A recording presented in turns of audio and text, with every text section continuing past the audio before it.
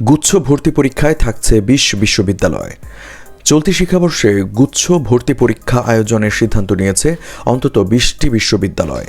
মঙ্গলবার গুচ্ছভিত্তিক বিশ্ববিদ্যালয়ের এক বৈঠকে এই সিদ্ধান্ত নেওয়া হয়। গুচ্ছ ভর্তি পরীক্ষার আহ্বায়ক এবং মাওলানা ভাসানী বিজ্ঞান ও প্রযুক্তি বিশ্ববিদ্যালয়ের উপাচার্য অধ্যাপক আনোয়ারুল আজিম আখন্দ সাংবাদিকদের এই তথ্য নিশ্চিত করেছেন। তিনি জানান, জগন্নাথ বিশ্ববিদ্যালয়, শাহজালাল বিজ্ঞান ও প্রযুক্তি বিশ্ববিদ্যালয় এবং খুলনা বিশ্ববিদ্যালয় এবছর গুচ্ছ পদ্ধতি থেকে সরে আসার সিদ্ধান্ত নিয়েছে। বিশ্ববিদ্যালয় মঞ্জুরি কমিশন কর্তৃপক্ষ জানায়, কুমিল্লা বিশ্ববিদ্যালয় এখনও গুচ্ছ পরীক্ষায় থাকা বা না থাকার বিষয়ে সিদ্ধান্ত নেয়নি। এর আগে মঙ্গলবার ৭টি বিশ্ববিদ্যালয়ে গুচ্ছ পদ্ধতি থেকে বের হওয়ার সিদ্ধান্ত নেওয়ার পর গুচ্ছ পদ্ধতি অব্যাহত রাখার দাবিতে বিক্ষোভ করেন শিক্ষার্থীরা।